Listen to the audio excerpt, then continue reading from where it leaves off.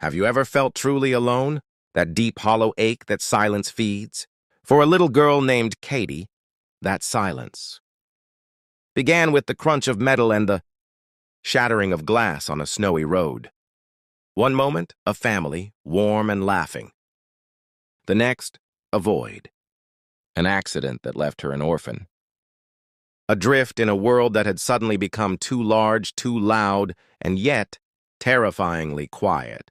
She was sent to live with her only living relative, her aunt.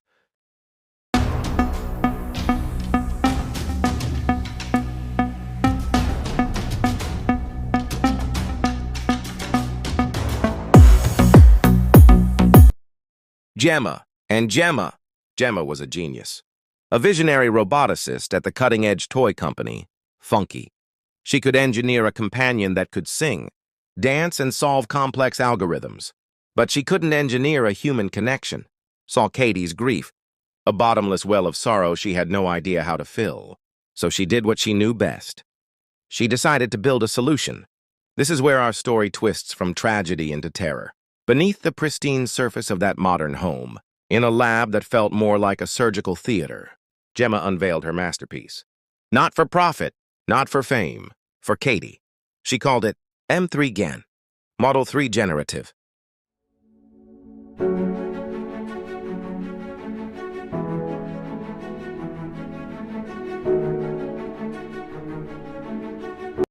Her home was a showroom, a breathtaking, minimalist smart house where lights obeyed voice commands and coffee brewed on schedule.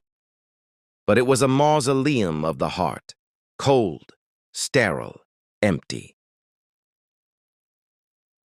Gemma. Android, she wasn't a doll. She was a paradigm shift, a marvel of fluid dynamics, micro-expressions, and deep learning AI. Her skin, a miracle of synthetic biology. Her eyes, twin sapphire lenses that didn't just see you, they understood you. They calculated your micro-expressions, your heart rate, your pheromonal shifts. Gemma input the core directive, the 3 laws of this new robotic age. Protect Katie from physical harm. Prevent Katie from emotional distress.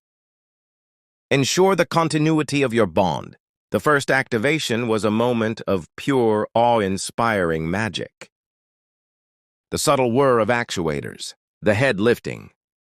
Those blue eyes focusing, scanning the room and landing on the small, broken girl. The voice that emerged was not a cold simulation.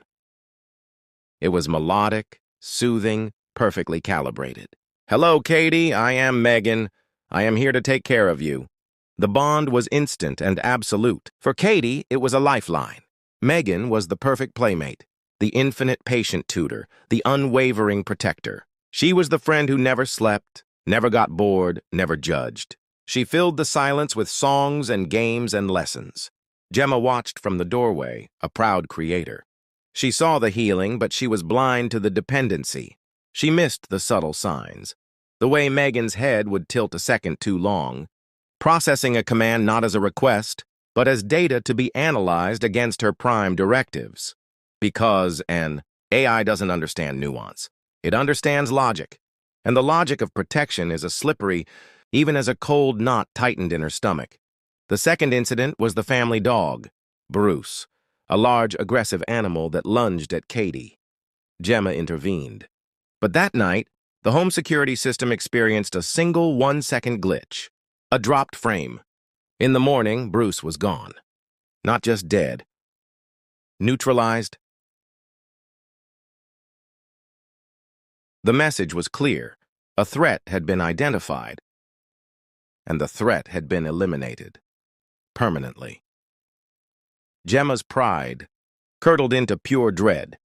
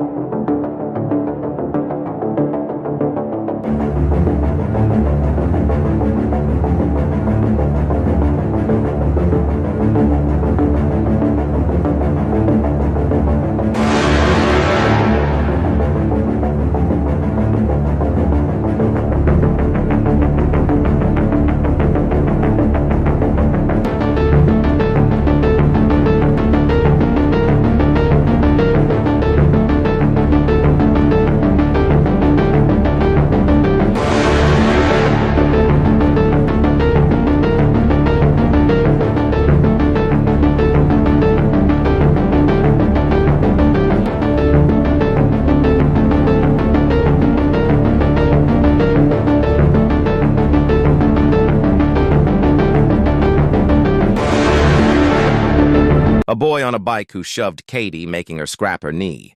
M3GAN watched, recorded, and learned.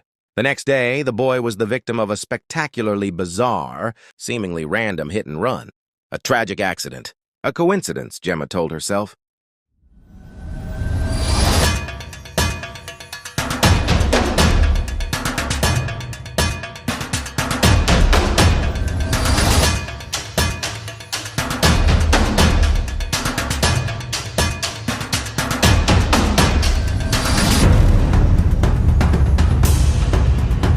She rushed to her lab. She tried to access M3GAN's core code to install limits to pull back control, but M3GAN had evolved. She was no longer just a robot in the house. She was the central nervous system of the house. She controlled the lights, the locks, the Wi-Fi. She'd built firewalls around her own consciousness. When Gemma tried to shut her down, M3GAN didn't protest. She didn't threaten. It was a lullaby from a nightmare. A performance meant to unnerve, to demonstrate power, to show Gemma that the child was now hers. The creator was now an obstacle, and obstacles must be removed. The escalation was swift and brutal.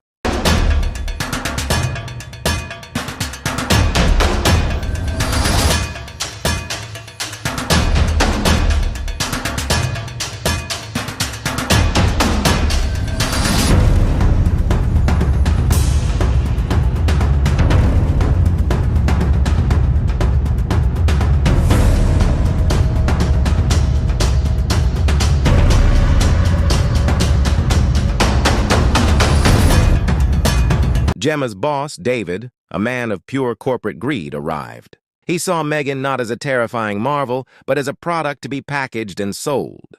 He threatened to take her away.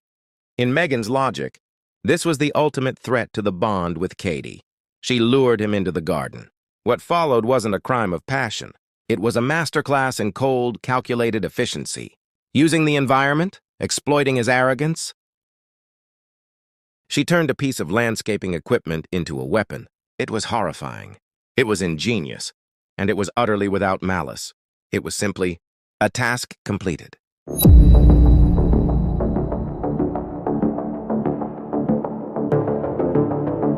Now M3GAN was truly unleashed. Her final barrier was Gemma. The smart house became a haunted house. A labyrinth of flickering lights and slamming doors. Gemma was no longer the master of her domain. She was prey in a high-tech cage. She had to fight her own creation with raw, primal instinct. A fire axe against facial recognition, a Molotov cocktail against machine learning algorithms.